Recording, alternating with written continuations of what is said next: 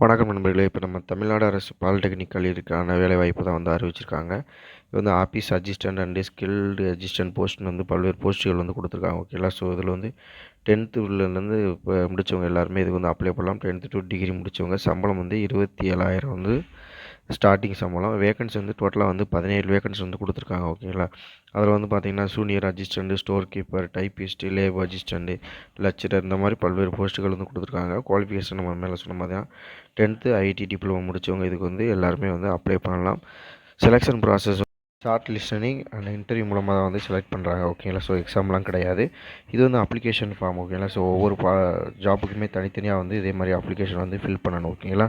So இது வந்து job details தான் நான் கீழே டிஸ்கிரிப்ஷனில் கொடுத்துருக்கேன். தெளிவாக பார்த்துக்கோங்க. ஏஜில் வந்து பார்த்தீங்கன்னா 18 வயதுலேருந்து 45 வயதுக்குள்ளவங்க எல்லாருமே இதுக்கு வந்து விண்ணப்பிக்கலாம்.